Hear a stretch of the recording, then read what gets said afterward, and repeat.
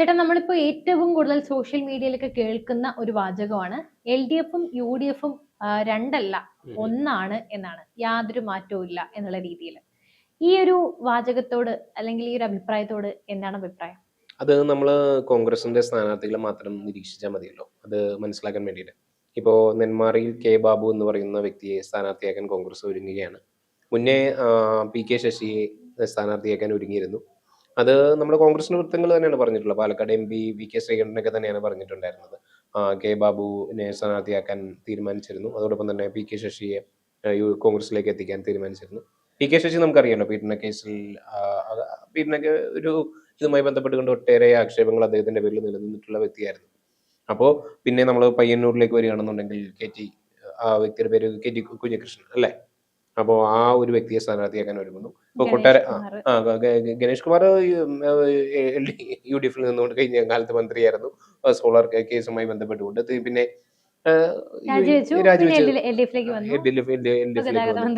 ഇപ്പൊ ഗതാഗത മന്ത്രിയാണ്.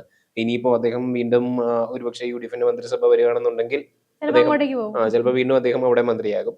അപ്പോ പിന്നെ കൊട്ടാരക്കരയിൽ നമ്മുടെ ഐഷ പോറ്റി ആണ് ഇപ്പൊ സ്ഥാനാർത്ഥി. എതിർ സ്ഥാനാർത്ഥിയും ഇതേപോലെ തന്നെയാണ്. അപ്പോൾ നമ്മൾ ഈ ഒരു മ്യൂച്വൽ ടേക്ക് ഓവർ ആണ് അങ്ങോട്ടും ഇങ്ങോട്ടും നടക്കുന്നത് എന്നുള്ളത് നമ്മളിവിടെ സ്ഥാനാർത്ഥി ലിസ്റ്റ് പരിശോധിച്ചതെല്ലാം മനസ്സിലാവുമല്ലോ. അപ്പോൾ ദീർഘകാലമായി കോൺഗ്രസിൽ പ്രവർത്തിച്ചിരുന്നവർ CPM-ലേക്ക് വരുന്നു, CPM-ൽ പ്രവർത്തിച്ചിരുന്നവർ കോൺഗ്രസിലേക്ക് പോകുന്നു. അങ്ങനെ ഒരു ചാഞ്ചാട്ടമാണ് അങ്ങോട്ടും ഇങ്ങോട്ടും നടന്നുകൊണ്ടിരിക്കുന്നത്. അപ്പോൾ എന്താ സംഭവിക്കുന്നതെന്ന് വെച്ച് കഴിഞ്ഞാൽ യഥാർത്ഥത്തിൽ പ്രവർത്തിക്കുന്ന വ്യക്തികൾക്ക് സീറ്റില്ല രണ്ട് പാർട്ടിയിലും. ഇത് അങ്ങോട്ടും ഇങ്ങോട്ടും ചാഞ്ചാടി കളിക്കുന്നവരാണ് സീറ്റ് മോഹികളും അതോടൊപ്പം തന്നെ അവർ സീറ്റ് മേടിച്ചുകൊണ്ട് പോകുന്ന ഒരു അവസ്ഥയിലേക്ക് എത്തി നിൽക്കുന്നു.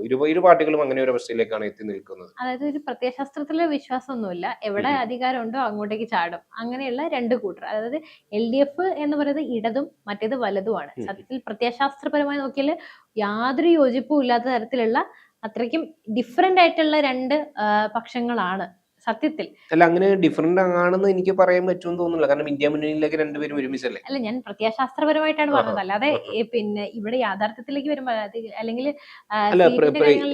പ്രത്യയശാസ്ത്രപരമായിട്ട് നമ്മൾ നോക്കുകയാണെന്നുണ്ടെങ്കിലും ജവഹർലാൽ നെഹ്റു അടക്കം സ്വീകരിച്ചിരുന്നത് സോവിയറ്റ് യൂണിയന്റെ അതേ പ്രിൻസിപ്പിൾസ് ആയിരുന്നല്ലോ.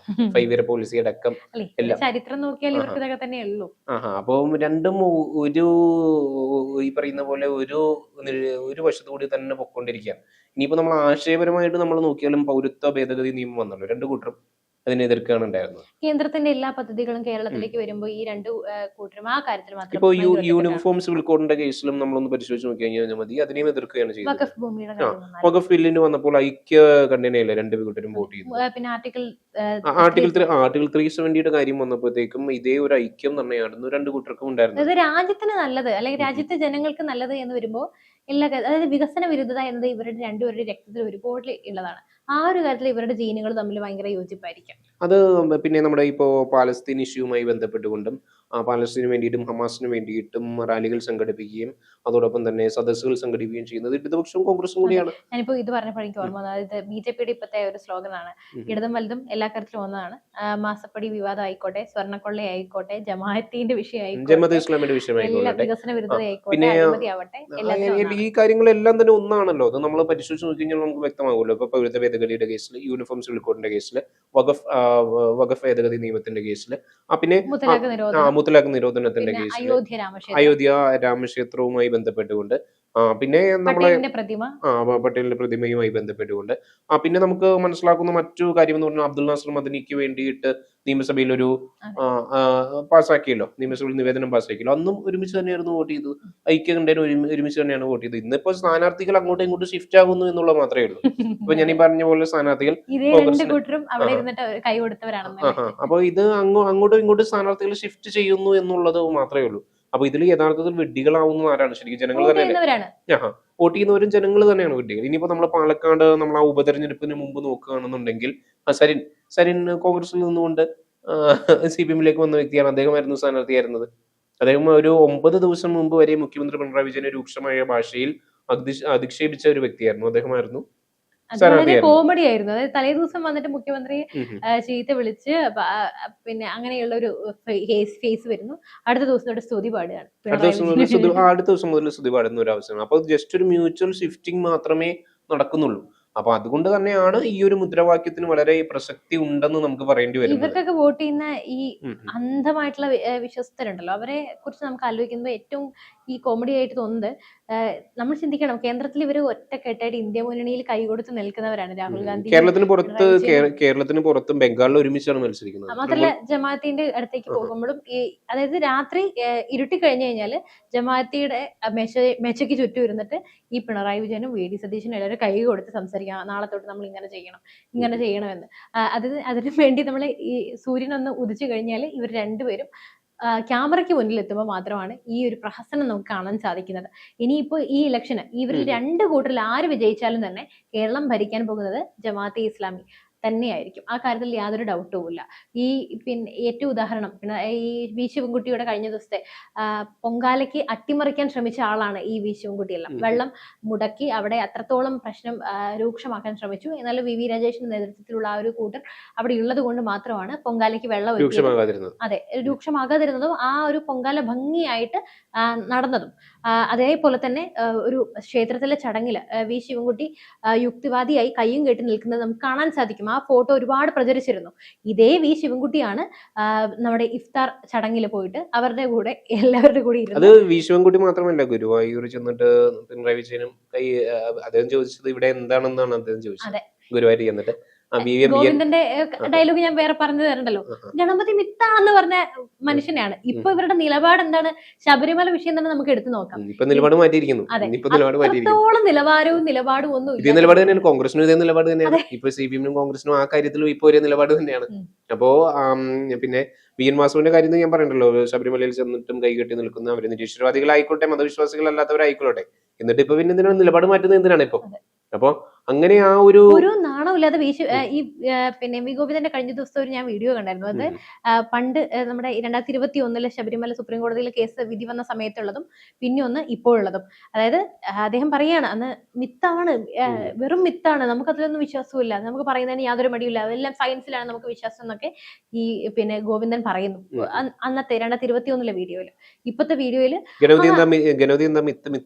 ശാസ്ത്രമാണോ എന്നാണ് അദ്ദേഹം ചോദിക്കുന്നത്. അതെ, ഇപ്പൊ പറയുന്നു ആര് പറഞ്ഞു മിത്താണെന്ന്, അതൊക്കെ പടച്ചു വിടുന്നതല്ലേ എന്ന് ഒരു മാധ്യമപ്രവർത്തകൻ ചോദിക്കുന്നുണ്ട്. നിങ്ങൾ തന്നെയാണ് പറഞ്ഞതെന്ന്. ഞാനോ? അതൊക്കെ വെറുതെ ശത്രുക്കൾ പടച്ചു വിടുന്നതാണെന്നാണ് ഈ ഒരു ഗോവിന്ദൻ യാതൊരു ഉളുപ്പുമില്ലാതെ വിളിച്ചു പോകുന്നത്.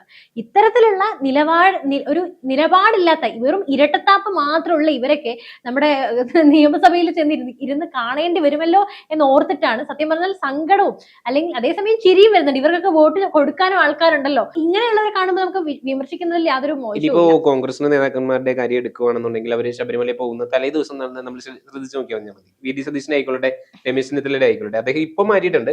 കഴിഞ്ഞ വർഷം വരെ ഫുൾ ഷെയ്വ് ആണ് രണ്ടുപേര്, ഫുൾ ഷെയ്വ് ചെയ്തിട്ടുണ്ടാണ്. അപ്പൊ ഇവര് ആരെ പറ്റിക്കാനായിട്ടാണ് ഇതൊക്കെ ചെയ്യുന്നത് എന്നുള്ള കാര്യത്തിൽ വളരെ വ്യക്തമാണല്ലോ. അപ്പൊ ഫുൾ ഷെയ്വ് ചെയ്തിട്ടാണ് അവര് ശബരിമലയിൽ പോകുന്നത് പോലും. അപ്പോ ഇതൊക്കെ ഈ കാര്യത്തിലും വിശ്വാസികളെ പറ്റിക്കാൻ വരെ രണ്ടു കൂട്ടരും ഒന്നാണെന്നുള്ളത് ഇപ്പൊ കാണിച്ചുകൊണ്ടിരിക്കുകയാണ്. പറ്റിക്കപ്പെടാനും ആളുകളുണ്ട്, അത് തന്നെയാണ്. പിന്നെ നമുക്ക് ഇത് സീറ്റിന്റെ കാര്യത്തിലേക്ക് വരുമ്പോൾ നമുക്കറിയാം ജോസ് കെ മാണി മുന്നേ UDF-ലായിരുന്നു, ഇപ്പൊ LDF-ലേക്ക് വന്നു. ഇനി വേണമെങ്കിൽ UDF-ലേക്ക് തിരിച്ചു പോകും. അപ്പൊ കഴിഞ്ഞ കാലത്തിൽ LDF-നൊപ്പം ഉണ്ടായിരുന്ന ജനാധിപത്യ കേരള കോൺഗ്രസ് ഇപ്പൊ UDF-ലാണ്. അപ്പൊ ഇനി വേണമെങ്കിൽ അവരും തിരിച്ചു പോകാം. അപ്പൊ ജസ്റ്റ് ഇങ്ങനെ ഒരു മ്യൂച്വൽ ട്രാൻസ്ഫർ മാത്രമാണ് ഇവർക്കിടയിലൂടെ നടക്കുന്നത്. പ്രശ്നമില്ലെന്നാണ് മറ്റൊരു കാര്യം. അതൊരു കോമൺ തിങ് ആയിട്ട് മാറിയിരിക്കുന്നു. ഇപ്പൊ അതൊരു കോമൺ തിങ് ആയിട്ട് മാറിയിരിക്കുന്നു. ഇപ്പൊ ഏറ്റവും കൂടുതൽ G സുധാകരന്റെ കാര്യം തന്നെ നമ്മൾ പരിശോധിച്ച് നോക്കിയാൽ മതി. എന്തുമാത്രം സ്ഥാനമാനങ്ങൾ അദ്ദേഹത്തിന് CPM-ൽ നിന്ന് കിട്ടിയതാണ്. ഇപ്പൊ അദ്ദേഹം ഇന്ന് ഇപ്പൊ കോൺഗ്രസിനൊപ്പം കൈകോർത്തുകൊണ്ട് ഭരിക്കാൻ പോകുന്നു.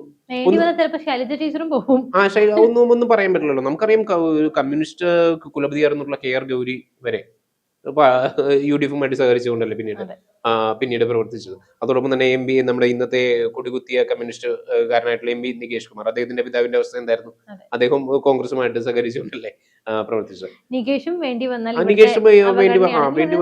കഴിഞ്ഞാൽ ഇവരൊക്കെ അങ്ങോട്ടും ഇങ്ങോട്ടും ആശയ ദാരിദ്ര്യം കൊണ്ട് ചാഞ്ചാടി കളിക്കും എന്നുള്ള കാര്യത്തിൽ യാതൊരു തർക്കവുമില്ല. അത് ഇവരുടെ പൂർവ്വകാല ഹിസ്റ്ററി നമ്മൾ പരിശോധിച്ച് നോക്കിയിട്ടുണ്ടെന്നുണ്ടെങ്കിൽ ഗൗരിയമ്മയുടെ ഒരു ഹിസ്റ്ററി ഇങ്ങനെയാണ്. ഗൗരിയമ്മയുടെയും MP രാഘവന്റെയും ഹിസ്റ്ററി ഇങ്ങനെ. ഒന്നും വേണ്ട ആവശ്യമില്ല. നമ്മുടെ കരുണാകരൻ തന്നെ പാർട്ടിക്ക് പുറത്ത് പോയി DAC ഉണ്ടാക്കിയപ്പോൾ അദ്ദേഹം കമ്മ്യൂണിസ്റ്റ് പാർട്ടിയായിട്ട് സഹകരിച്ചില്ലേ. അപ്പൊ അതുകൊണ്ട് തന്നെയാണ് ഈ ഒരു ആശയത്തിന് വളരെ പ്രത്യേകതയുള്ളത്. ഈ രണ്ട് കൂട്ടരും രണ്ടല്ല ഒന്നാണെന്നുള്ളതിന്റെ ഒരു തെളിവ് ഇത് തന്നെയാണ്.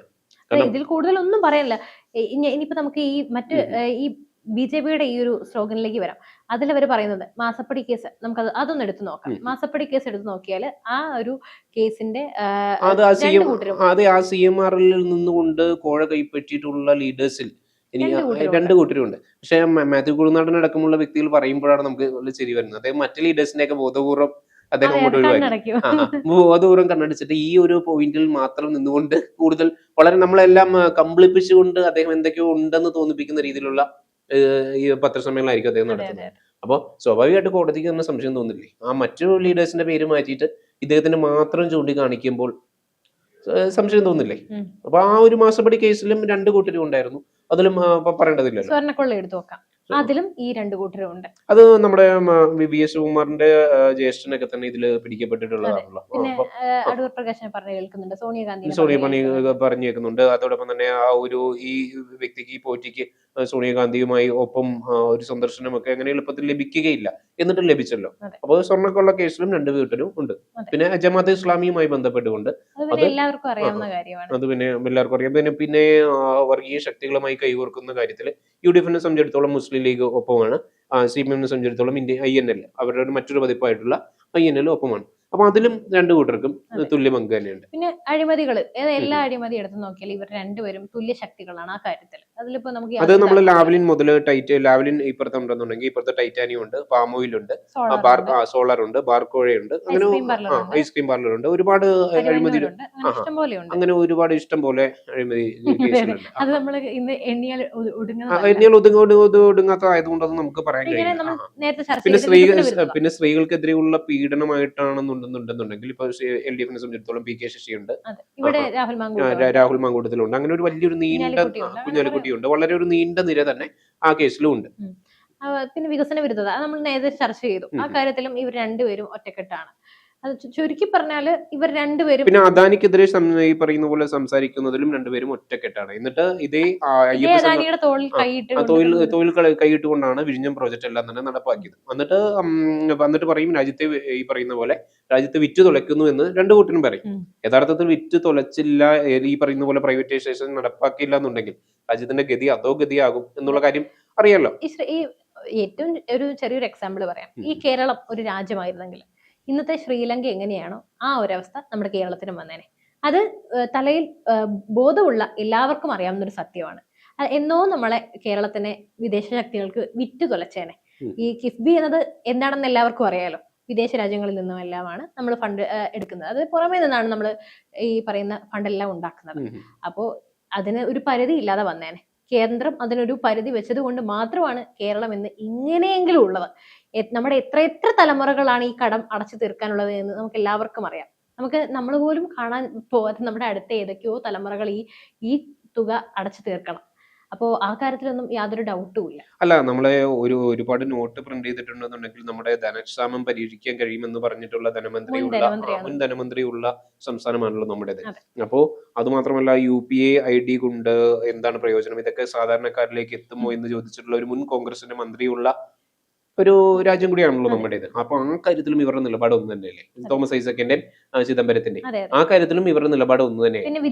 വിദ്യാഭ്യാസമില്ലാത്ത മന്ത്രികളുടെ കാര്യത്തിലും ഇതേ നിലപാട് തന്നെയാണ്. ഇപ്പൊ അബ്ദുറബിനൊക്കെ വെറും ഡിഗ്രി ഉണ്ടെന്നുള്ളത് മാത്രമേ ഉള്ളൂ. ശിവൻകുട്ടിയേക്കാൾ ശിവൻകുട്ടി സ്കൂൾ കണ്ടിട്ടില്ല. അബ്ദുറബിന്റെ കാലത്ത് പുസ്തകങ്ങളുടെ അവസ്ഥ നമുക്കറിയാമല്ലോ. പുസ്തകങ്ങളുടെ അവസ്ഥ നമുക്കറിയാം. അപ്പൊ അതിലും രണ്ടുപേരും ഒത്തുചേർന്നിരിക്കുന്നതായിട്ട് തന്നെ നമുക്ക് ബോധ്യപ്പെടും. ആകെ പറയാനുള്ള ഒരു കാര്യം എന്താ വെച്ചാല്, നീട്ടിപ്പിടിച്ച വാളിന്റെ ഇടയിൽ കൂടെ നടന്നു വന്നവരാണ് ഇവരൊക്കെ. അതേ ഉള്ളൂ ഇവർക്ക് പറയാനുള്ളൊരു ബഹുമതി. എന്തായാലും നമ്മൾ ഇത് അധികം പറഞ്ഞു നീട്ടണ്ട. നമ്മൾ ഇന്ന് എത്ര പറഞ്ഞാലും നമുക്ക് അവസാനിപ്പിക്കാൻ കഴിയില്ല. പ്രത്യയശാസ്ത്രപരമായിട്ട് ഇവർ നടപ്പാക്കുന്ന എല്ലാ പദ്ധതികളിലും ഒരുമിച്ച് തന്നെയാണ് നീങ്ങുന്നത്. അതിൽ യാതൊരു സംശയം വേണ്ട. അതെ, രണ്ടു കൂട്ടരും ഒന്ന് തന്നെ. അതിപ്പോ ഏറ്റവും ഒടുവിൽ നമുക്ക് ബോധ്യപ്പെട്ടത് ശബരിമല സ്വർണ്ണക്കൊള്ളയുമായി ബന്ധപ്പെട്ടാണ്.